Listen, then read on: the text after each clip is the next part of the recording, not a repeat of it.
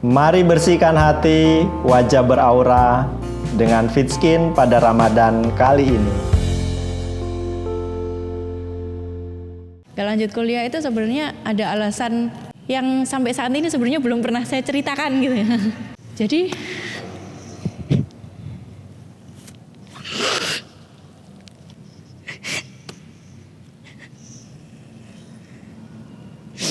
maaf Mas. Jadi kebawa suasana. Di saat gitu tuh setan itu juat banget Mas.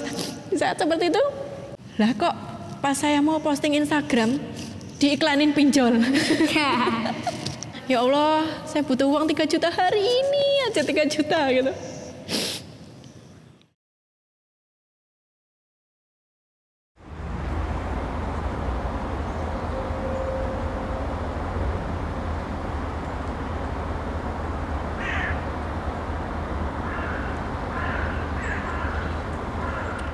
Assalamualaikum warahmatullahi wabarakatuh. Nama saya Catherine Paula. Usaha saya lauk instan kemasan sehat.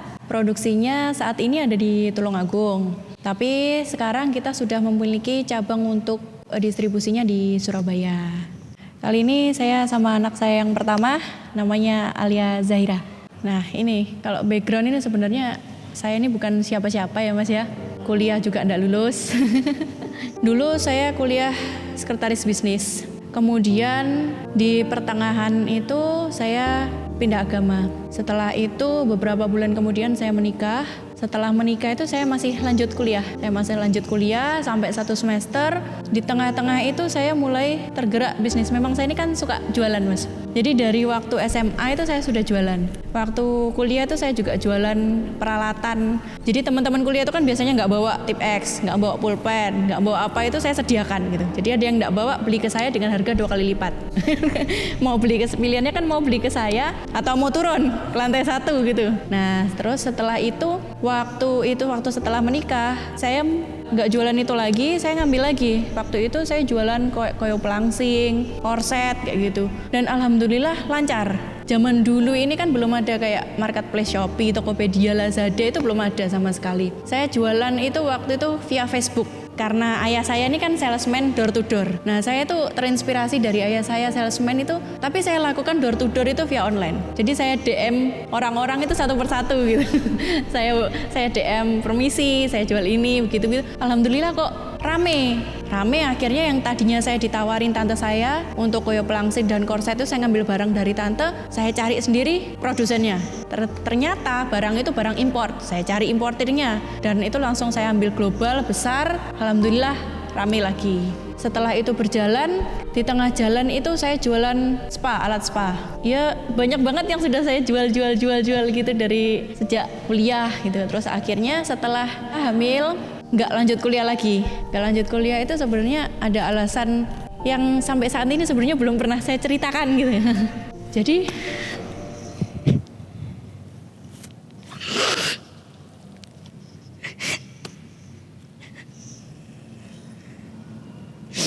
maaf Mas. Jadi kebawa suasana. Jadi waktu saya kuliah itu, setelah perpindahan agama itu kan, saya merasa kok teman-teman ini nggak sama gitu. Perlakuan saya itu beda. Dan itu nggak 1-2 gitu, termasuk keluarga itu banyak tekanan gitu saya waktu itu. Kan sudah menikah Mas ya. Di waktu itu kan saya ngambil D3 itu kan cuma sampai 6 semester. Di semester 5 sudah mau ujian itu, mau naik semester 6 tinggal 1 semester itu Mas. Tinggal kurang 1 aja gitu selesai. Itu banyak banget saya diterpa kayak gitu. Waktu itu kan sama suami masih ngontrak. Nah sambil kuliah pulang itu saya jualan online, kirim paket kayak gitu, pulang lagi udah nggak kemana-mana. Tapi alhamdulillah di satu sisi yang saya syukuri itu pemasukan. Waktu itu pemasukan jualan online tuh kok lancar dan yang beli tuh 85% orang yang nggak kenal. Dari Facebook ya itu tadi istilahnya door to door online. Door to door online rame. Terus saya diterpa banyak ujiannya ini ke hati Mas. Jadi kalau kamu kembali lagi ke agamamu yang dulu, kamu tak kasih rumah. Masuk ke saya. Beberapa hari kemudian ada lagi. Kamu sudah lama enggak di gereja gitu. Kebetulan memang dulu itu saya pengurus di gereja dan pernah menjabat ketua komunitas di gereja. Kamu enggak balik lagi gitu. Enggak seru kan, enggak ada kamu kayak gitu. Ayo ke sini, nanti tak bantu promosi jualan kayak gitu. Itu segala macam itu banyak, Mas. Waktu kuliah itu kebetulan sudah istilahnya sudah merasa kok teman-teman jadi kayak begitu gitu.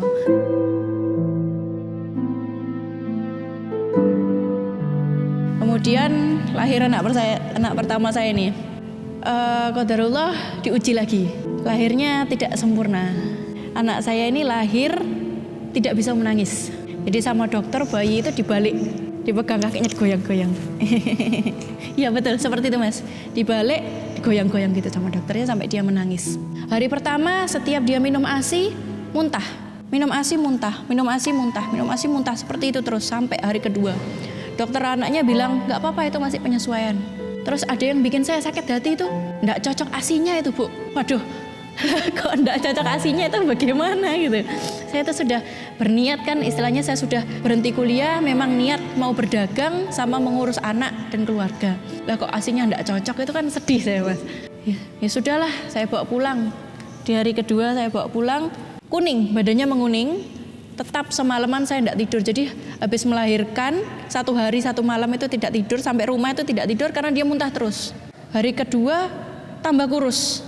Langsung saya bawa ke rumah sakit di Surabaya, rumah sakit besar di Surabaya, langsung dicek. Waktu itu sudah tidak mikir biaya Mas. Karena sudah di rumah sakit yang sebelumnya dianggap tidak cocok ASI atau anaknya penyesuaian. Saya sudah tidak percaya gitu. Saya cek rumah sakit besar. Waktu diperiksa itu 1 menit saya langsung dikasih tahu. Waktu saya duduk ditanya, Bu, kendalanya apa? Anak saya setiap minum ASI muntah. Sejak kapan? Sejak lahir. Stop, jangan dikasih ASI. Dek saya Mas. Loh. Setelah diperiksa ronsen, ternyata atresia duodenum. Dokternya bilang itu 1 dari 1000 anak lahir. Jadi di antara usus dan lambungnya itu ada penyekat. Di mana ASI dan makanan lainnya itu nggak bisa. Semakin saya kasih minuman air putih atau ASI, jadi akan semakin bengkak dan itu bisa pecah, itu bisa fatal buat anaknya. Setelah itu saya dipanggil, dikasih tahu, Bu, ini ronsen begini biayanya. Waduh, saya itu sudah gimana? Saya telepon suami, waktu itu suami kan kerja langsung datang. Bingung juga berdua Mas, pusing, waduh gimana ini. Setidaknya kan masih ada kemarin uang jualan online itu, tapi ternyata cukup untuk hari pertama yang dia diperiksa gitu. Lah, kok ternyata harus operasi. Lagi-lagi dapat ujiannya itu di hati lagi. Orang-orang itu menyalahkan saya. Salahnya mamanya itu, sudah hamil kok kuliah. Aduh. Gak apa-apa anaknya nanti juga ikutan jadi pinter. Alhamdulillah, insya Allah jadi pintar ya. Nah itu sudah akhirnya saya itu punya komunitas WhatsApp waktu itu masih baru-baru bergabung, masih baru-barunya WhatsApp itu. Punya komunitas itu namanya komunitas Manjada Wajada. Itu bilang, enggak apa-apa Mbak, sudah enggak apa-apa, enggak usah dipikir, kan saya share minta doa. Ada beberapa orang yang pernah beli produk saya, jadi kan tahu nomor rekening Mas. Tiba-tiba rekening saya ini yang tadinya cuma enggak sampai 100.000, itu bisa sampai jutaan pada saat itu. Terus alhamdulillah gitu bisa lanjut ke jenjang berikutnya anestesi dan lain-lain. Hari ketiga sudah diizinkan operasi. Bu, ini besok harus operasi. Kalau tidak dibuka, dia tidak bisa minum selamanya. Tanda tangan surat Mas. Itu isinya persetujuan tindakan. Apabila tidak berhasil pada saat operasi, bersedia untuk tidak menyalahkan pihak medis apabila terjadi kematian. Tanda tangan itu keder gitu.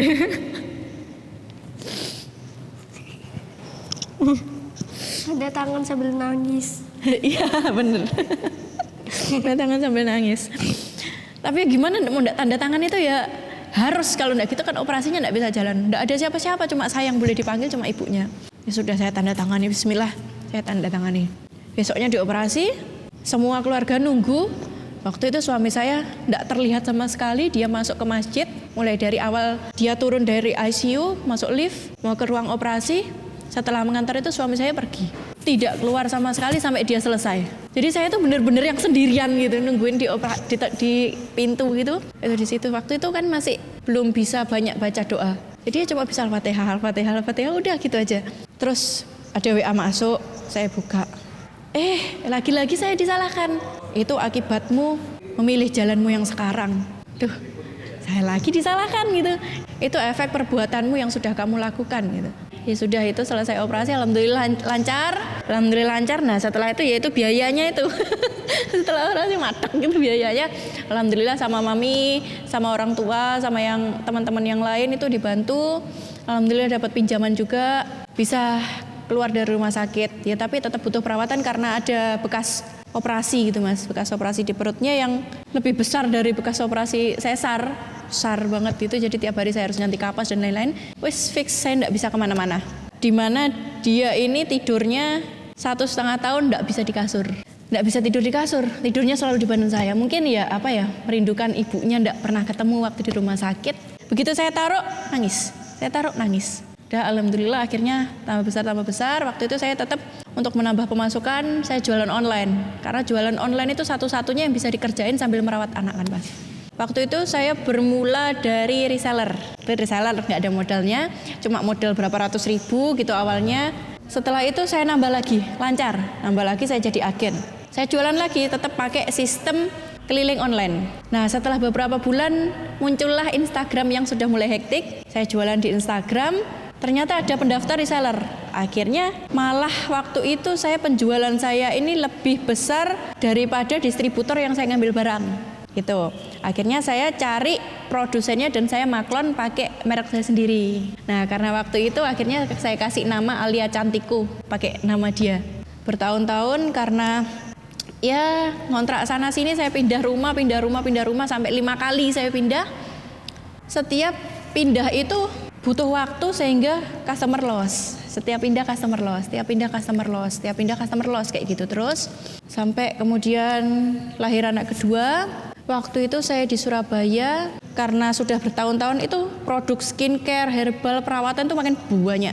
Udah waktu itu karena saya sambil mengurus, saya enggak ngatasin. Waktu itu cari jualan lain, jualan minuman, jualan puding, sampai jualan celana kolor, udah semua saya jual pokoknya. Waktu itu gimana caranya? Ya sudah, kebutuhan semakin banyak. Di suatu hari, waktu itu suami saya sedang down, kena masalah. Akhirnya dia keluar dari tempat dia bekerja. Udah saya akhirnya apapun yang bisa saya jual. Di kulkas itu cuma ada ayam 1/4 sisa kemarin yang masih mentah. Jadi kan kalau saya beli 1 kilo itu kan saya masak setengah, 1/4. Saya bingung mau masak apa gitu. Kebetulan suami saya ini kan, bukan kebetulan ya, sudah jalannya orang Lombok, orang Mataram. Dia suka makanan pedas. Anak saya nggak suka pedas. Akhirnya saya suwir. Terus saya pernah diajak ke Lombok juga, saya pernah makan makanan di sana, terinspirasi rasa di sana, rasa di sini, udah saya campur. Saya pisah original dan pedas gitu. Yang satunya gurih, yang pedas satu buat suami, saya sajikan. Yang gurih waktu itu dia makan dan dia bilang, "Uma, ini enak." gitu. Nah, karena saya mainan Facebook, saya foto mas, waktu itu saya foto jepret, saya posting.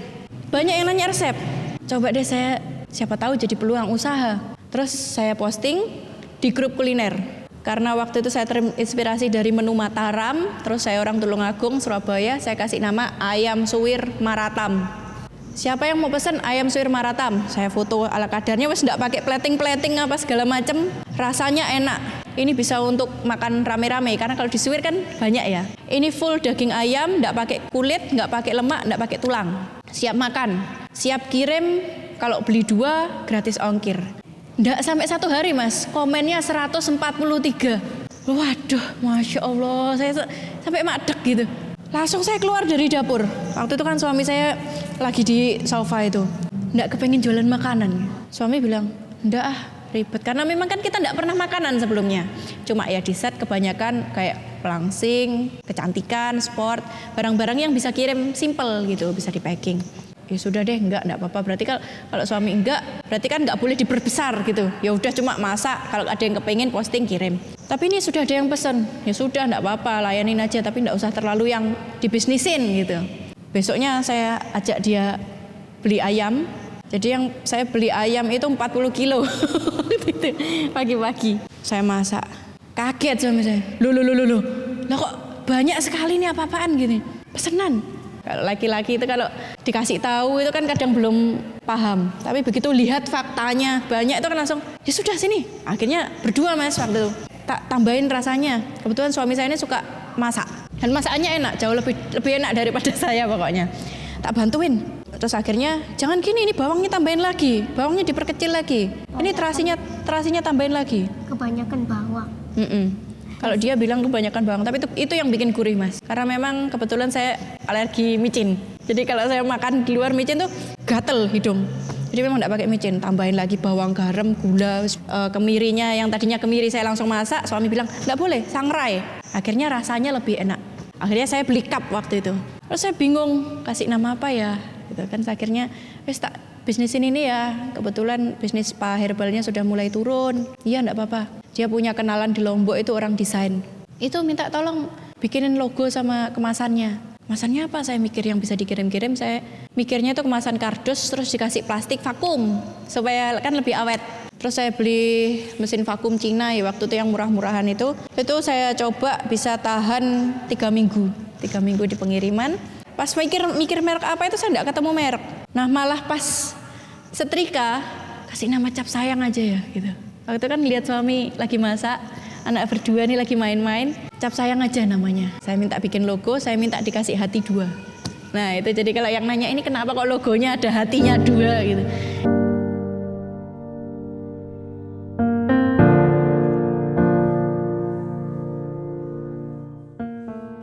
Setelah lancar beberapa bulan, lagi-lagi ada ujian itu rumah yang saya tempati ternyata sengketa.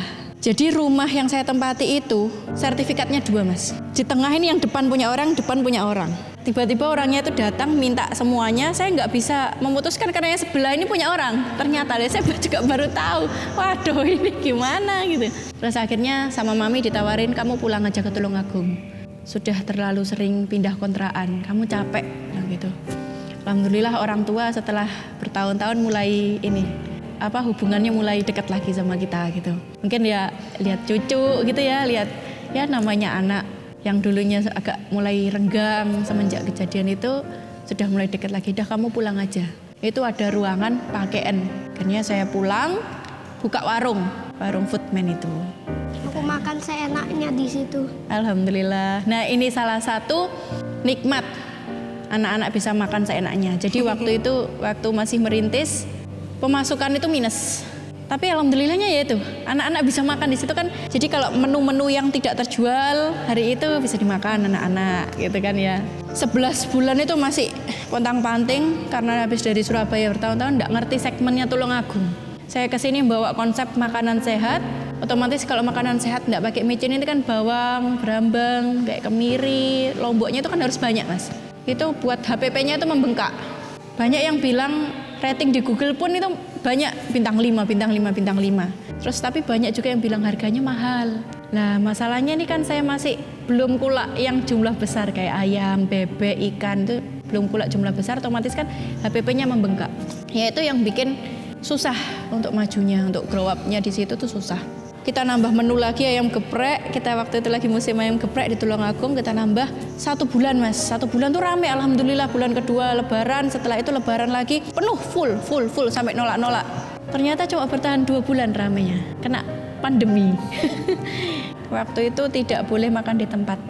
Nah di situ langsung drop, yang biasanya sehari itu minimal 4 transaksi itu 3 hari 1 pun tidak ada yang beli. Nah gaji karyawan kan jalan terus Mas. Saya ajak ngobrol itu para karyawan itu. Ini kita nggak bisa gaji kamu seperti kemarin. Kita lihat pemasukannya berapa, nanti kita bagi. Wes bagian aku nggak usah. Yang penting jalan terus.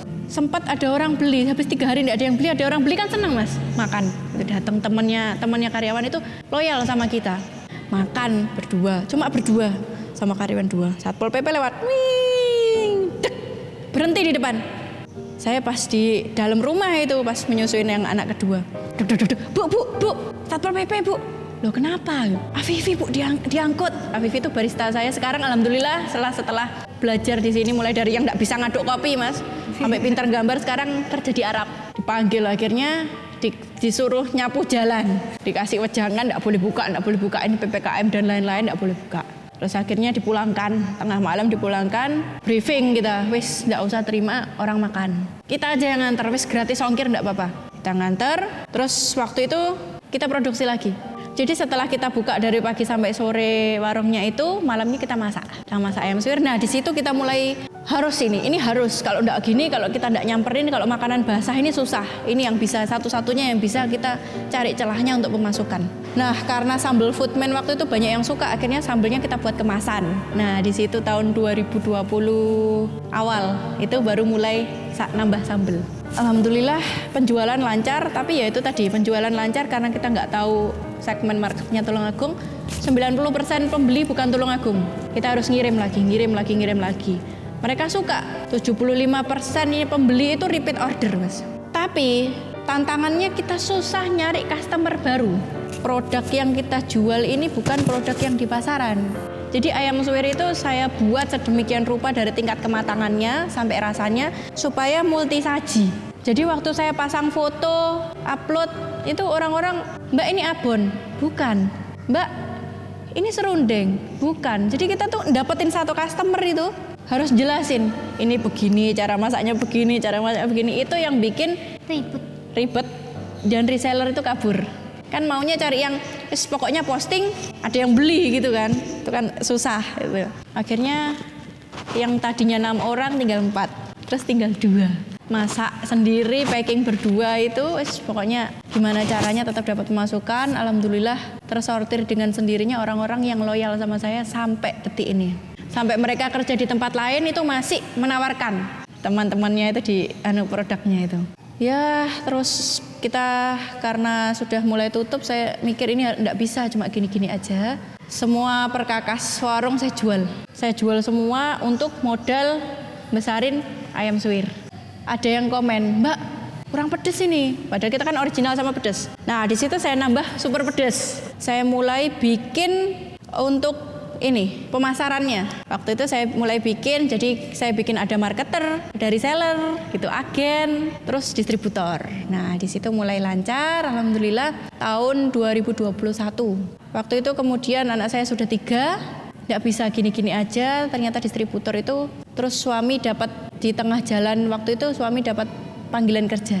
Nah waktu itu saya LDR, jadi suami pulang 2 bulan sekali, 3 bulan sekali. Kok saya merasa itu nggak nyaman.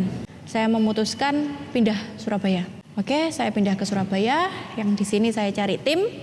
Saya mikir, dulu kan saya reseller, agen yang kecantikan, kayak gitu, kesehatan itu gampang kan. Ternyata jadi produsen itu enggak segampang jadi penjual gitu. Tadinya cuma mikirin gimana barangnya ini laku, dapat transferan, dapat laba. Ini ada masalah di operasional, ada masalah di waktu masaknya. Ada yang karyawan itu eker-ekeran. "Bu, saya kok begini, saya begini. Kok saya bagian tugasnya begini tapi kok gajinya sama." Waduh, ternyata tidak semudah yang saya bayangkan itu.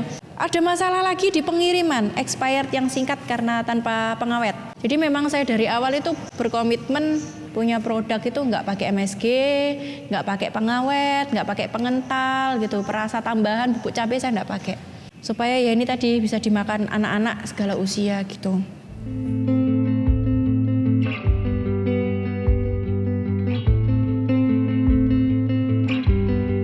Saya mendaftarkan merek karena saya merasa sudah yakin ya Mas ya waktu itu setelah problem-problem saya yakin bismillah. Waktu itu saya kekurangan modal, saya butuh modal. Itu waktu itu saya pasang status sama Japri nggak sampai 5 orang. "Mbak, mau shareholders gitu." Jadi kan memang kita masih merintis. Kalau cuma investasi kan nggak yakin sama perusahaan kita Mas ya. Ini kok gaya perusahaan padahal masih kecil. Kan istilahnya nggak yakin. Jadi saya tawarin shareholders supaya mereka itu punya saham di kita. Waktu itu saya buka kecil-kecilan aja buat teman-teman gitu. 1,2 juta satu orang kalau mau untuk 0,5%. Dapat saya Mas, waktu itu dapat total 60 juta. Alhamdulillah, angin seger kan ya. Mas, itu 60 juta tuh sudah saya rinci, mau beli ini, mau beli ini, mau beli ini, beli ini. Beli mesin, vacuum sealer, beli plastiknya nih yang lebih awet lagi, beli oksigen absorber yang tadinya cuma 3 minggu, sekarang sudah alhamdulillah 2,5 bulan expirednya. Qadarullah, setelah besar, biaya listrik nambah. Terus karyawan nambah 1 lagi. Yang dulunya cuma saya handle sendiri customer service, admin gitu. Terus saya tambah, maksud saya biar besar, penjualannya stagnan. Ya kita jualan itu kita coba kesini ke situ. Tapi karena produknya itu tadi Kayak misalkan saya bilang nih, Mas, saya jual produk namanya ayam suwir, Mas. Oh, itu ya, yang kayak di nasi kotak. Bukan. Abon, bukan. Susah jelasinnya, apalagi online. Akhirnya saya itu putar otak gimana caranya bisa tersampaikan, tapi tetap tidak tersampaikan, Mas. Karena saya cuma bisa ya foto, video seadanya. Dapur juga masih dapur produksi, waktu itu masih baru pindah rumah. Tapi kemudian anak saya sekolah. Saya di sekolah yang baru, alhamdulillahnya dia senang berbaur sama teman-temannya. Saya jadi dekat sama ibu-ibunya, beli akhirnya. Tiap kirim produk gitu ada yang pesan, Alia, ini kasihin, nah temenmu ini, ke temenmu ini, temenmu ini. Oke ma gitu. Problem baru lagi yaitu pangsa pasar yang semenjak pandemi ini kan banyak penjual makanan. Oh, itu sudah berkali lipat dari yang sebelumnya kan, Mas. Mereka itu yang kreatif, yang punya modal lebih besar, bisa endorse sana sini. Dan saya ini masih belum gitu. Uang investor yang kemarin shareholders itu sudah habis buat alat. Habis, ternyata enggak berkembang. Terus saya ikut komunitas bisnis, ikut pelatihan-pelatihan, saya melupakan yang namanya produksi massal dan dana cadangan. Saya enggak punya. Jadi harga pasar itu kan fluktuatif ya, Mas. Khususnya ayam dan cabai. Cabai itu pernah di harga 25.000, pernah di harga 130.000. 25.000 ke 100.000. Ini ngitung HPP-nya bagaimana ini? Ada saat momen tertentu di mana kita seminggu jualan rame tapi tidak ada laba. Karena itu tadi HPP-nya. Saya enggak kepikiran gitu ya, namanya belum expert ya. Enggak kepikiran harus nyetok banyak di saat harga murah, ya memang modalnya terbatas. Itu sampai sekarang itu masih problem terbesarnya itu.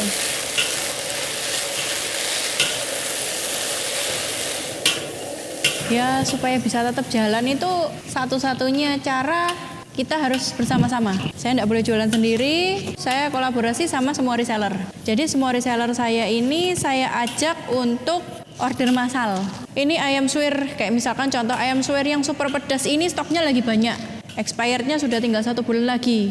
Saya bagi labanya, saya jelaskan labanya saya tambahin segini, monggo silakan dijual, mereka ngambil kayak gitu. Nah karena HPP yang tinggi, saya tidak ada modal untuk produksi waktu itu, dan saya kalau di pasar kan misalkan harga jual hari ini berapa, besok berapa kan biasa, Mas. Nah kalau produk kemasan ini kan nggak bisa. Misalkan saya kan sekarang jualnya 30.000 all item. Saya pukul rata, saya pakai ini sistem subsidi silang. Jadi kalau yang satu lagi down, satu naik kayak gitu. Tadinya reseller itu individual, sekarang bergabung juga. Jadi yang Jakarta, Bekasi, Depok, ini order barengan. Jadi yang Depok yang menerima barang lalu disalurkan yang Jakarta, Bekasi, kayak gitu. Nah sekarang karena yang tadinya dari problem seperti itu, malah jadi tercipta sistem baru. Sistem baru yaitu pengelompokan reseller. Yang Jawa Tengah nanti kita kirim kemana, seperti itu gitu.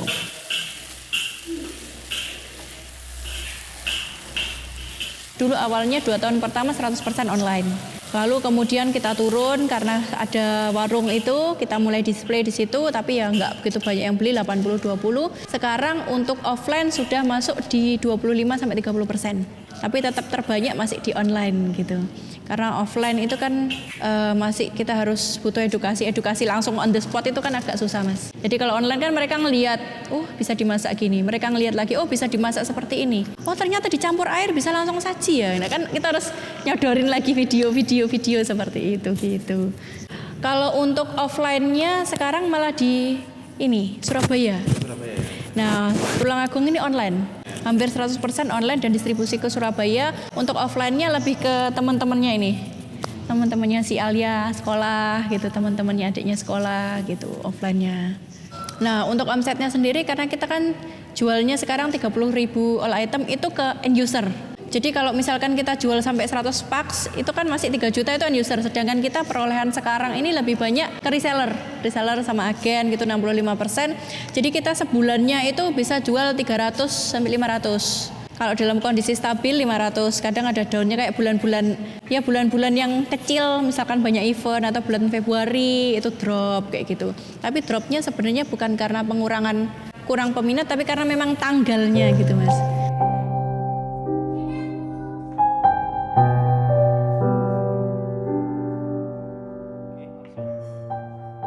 Jadi memang dari awal ini kan saya merasa enak dengan berdagang. dengan menyelesaikan problem orang dengan produk saya itu kan saya senang. Terus yang tadinya cuma berdagang biasa-biasa aja, tapi karena kebutuhan semakin banyak dan memang kita sempat ada problem waktu suami keluar, itu nyari kerjaan baru lagi, memulai dari awal, itu kebutuhan enggak sama dengan pemasukan gitu, enggak balance, itu bingung kan Mas ya. Sampai pernah suatu hari celengan dia punya. Celenganku dihancurin terus dipakai modal. Saya buka waktu itu benar-benar tidak ada uang Mas. Jadi kan sudah dapat pemasukan dari transferan suami, pakai bayar SPP, spot-spotnya segala macam, kurang. Mau produksi tidak ada modal, habis gitu. Saya pakai celengannya dia. Bulan Februari kemarin ini saya benar-benar merasa kayak, ya Allah kok ada lagi gitu loh. Maksudnya sudah selesai yang kemarin-kemarin, masalah anak, masalah perasaan, masalah usaha, warung ditutup, segala macam saya jualin. Itu sampai Surabaya sudah jalan, ada lagi tuh gini. Ternyata ya namanya anak masih kecil-kecil, masih baru pertama, enggak ngerti ya Mas. Saya pikir bayar SPP terus sudah. Taunya ada uang kegiatan, ada uang buat beli buku, beli Iya, bener. peralatan.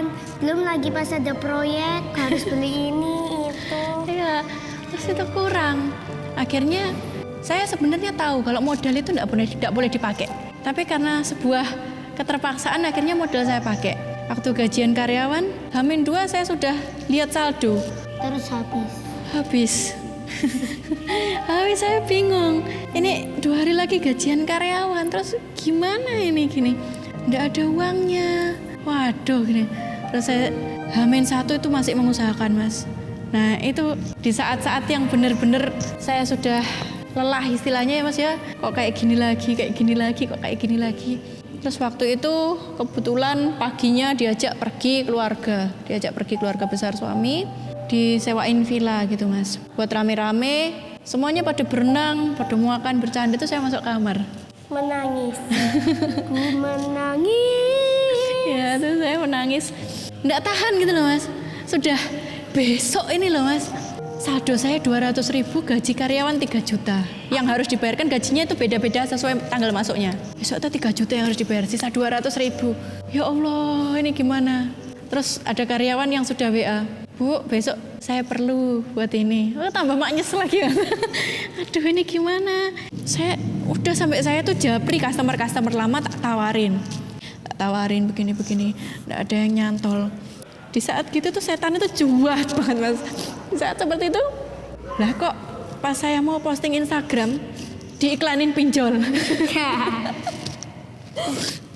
Saking bingungnya kan Mas, ini gimana? Saya pinjam ke temen waktu itu ndak ada yang punya. Ini tak liatin ini lama ini. Kan saya sampai ngisi data itu Mas, nama, email. Pas mau ngeklik ini tangan ini gemeter. Antara gini, ini diambil enggak gitu. Sampai berkali-kali saya mikir, saya rebahan lagi di kasur. Saya taruh lagi HP, saya sholat lagi. Ya Allah, saya butuh uang 3 juta hari ini aja, 3 juta gitu. Sebenarnya tinggal klik aja saldo masuk Mas, selesai masalah saya. Tapi batin saya ini enggak mau gitu loh. Yakin. Enggak boleh, saya tahu saya enggak boleh ambil jalan ini, saya enggak boleh. Saya tuh bingung, sudah semua sarapan, berenang, saya masih bingung, saya masih diem aja. Ini bagaimana, saya enggak mungkin. Jam 7:30, itu customer lama yang saya japri, bales, loh iya Mbak, saya sebenarnya sudah dari minggu lalu mau pesan tapi saya lupa. Berapa Mbak? Oke Mbak, saya rincikan, semangat saya langsung rincikan. Saya langsung WA. Dari beberapa customer, 1, 2, akhirnya 3 WA customer masuk, jumlahnya itu pas dengan gaji 2 orang yang harus saya bayar. Kemudian saya transfer langsung, masih kurang 1 admin japri saya. Bu, saya biasanya telat enggak apa-apa, tapi ini sekarang lagi butuh buat beli susu anak saya. Terus akhirnya saya posting stok barang dagangan yang lain yang sudah pernah saya jual sebelumnya tapi masih ada stok. Laku. Dan itu beneran jumlahnya itu pas. Saya transfer itu saldo saya tinggal 7.000. Itu saya screenshot, saya posting di Facebook Mas, buat kenang-kenangan.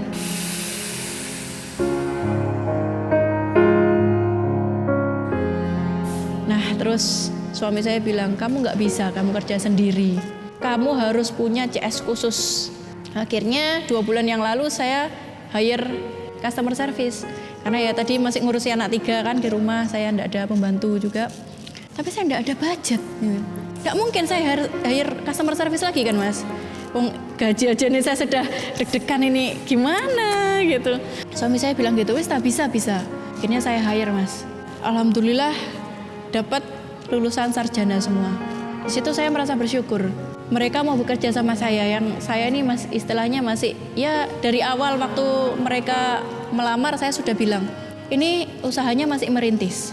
Usahanya masih merintis, saya bisa gaji kamu seperti ini. Nanti kamu harus mau wira-wiri ke Tulungagung juga karena produksi kita di sana.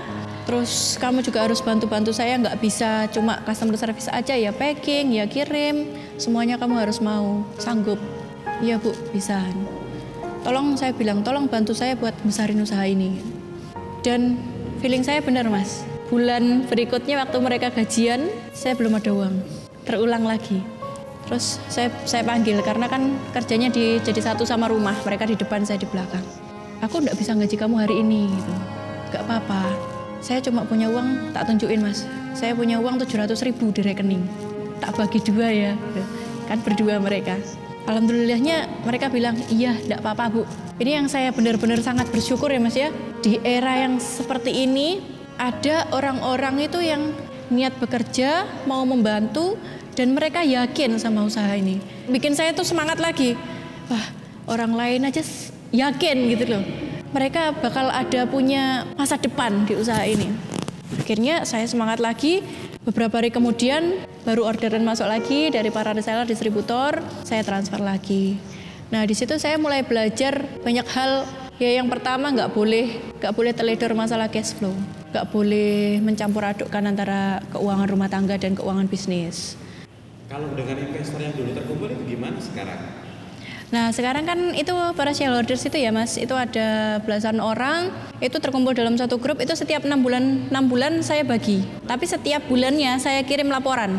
Jadi plus minus kan mereka sudah tahu, kalau plus ya kita bagi sama-sama, kalau minus ya kita nggak ada yang bisa dibagi gitu. Alhamdulillah mereka memang sudah saya kumpulkan. Waktu itu kan yang daftar banyak Mas ya, saya seleksi memang orang-orang yang sepemahaman dengan saya. Jadi kan ada yang investor itu yang saya pokoknya maunya untung, kan nggak bisa begitu juga, kan harus ikut fluktuasinya. Alhamdulillah mereka mengerti. Jadi di 6 bulan pertama ini udah jalan kedua kali periode. Jadi satu periodenya itu 6 bulan. Jadi yang 6 bulan pertama itu alhamdulillah untung. Alhamdulillahnya untung karena waktu itu saya dapat program dari dinas. Waktu itu ada program diskon untuk customer, tapi diskonnya itu yang handle pemerintah. Jadi pada saat diskon itu sampai kita kewalahan, sampai benar-benar kewalahan. Waktu itu 3 kali omset Mas. Tapi di periode kedua, 6 bulan kedua kita minus, nggak ada yang bisa dibagi. Dan alhamdulillah mereka paham. Setelah itu kita rebranding Swear ini baru beberapa bulan kemarin, dan hasilnya untuk periode ketiga masih 2 bulan lagi. Insya Allah bismillah nggak minus lagi, supaya bisa ya kita jangan sampai mengecewakan orang gitu loh Mas, gitu kan. Amin.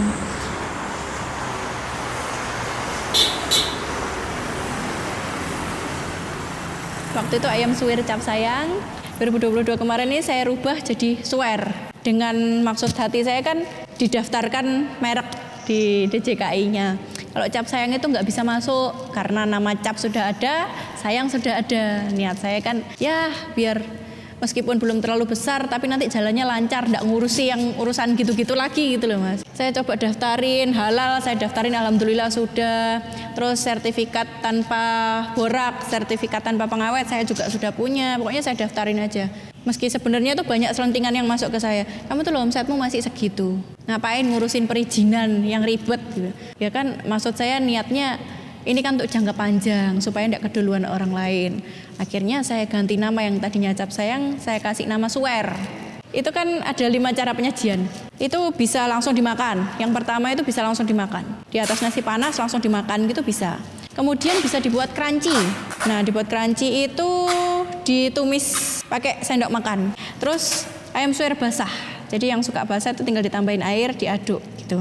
Bisa untuk camilan. Itu tinggal dimasukin microwave pakai suhu sedang selama 3 menit. Itu dia crunchy banget kayak ini loh. lidi, tahu mie lidi zaman dulu itu Mas. Jadi digigit itu teksturnya seperti itu. Nah yang terakhir kita buat ayam suwir ini taste-nya gurih, nggak manis dan dia ini oriental. Jadi kalau dimasukkan, jadi dia bisa buat tasty, buat penyedap makanan alami. Jadi kalau kayak masak nasi goreng gitu, masak sup, terus masak lodeh. Bahkan customer itu kreatif Mas, ngiripi saya, Mbak saya masak lodeh pakai ayam suwir sama 1 sendok sambelnya ayam suwir. Jadi Mbak tinggal nambah santan, enggak pakai gula gitu. Wah seneng saya kalau dikirimin yang gitu-gitu. Alhamdulillah. Nah tapi ya itu tadi karena banyak cara penyajian itu tantangan tersendiri buat jelasin ke customernya gitu.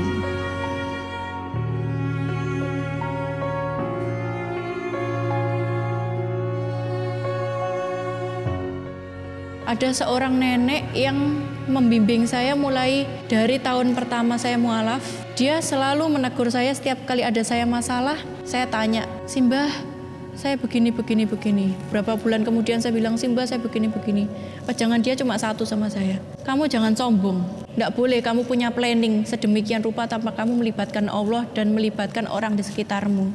Nah itu benar-benar saya bikin sadar diri saya sendiri, kita nggak boleh kerja sendiri, kita harus melibatkan Allah dan kita nggak boleh sombong. Saat kita yakin dengan planning yang serinci-rincinya itu, berarti kita sudah sombong gitu.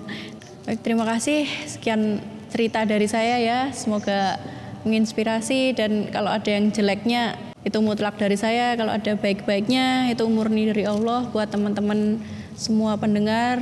Semoga bermanfaat. Saya Paula dari Ayam Suwir. Wassalamualaikum warahmatullahi wabarakatuh.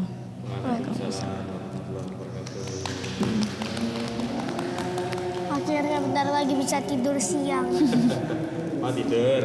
setelah sholat. Oke. Nanti malam bangunnya kesiangan kan?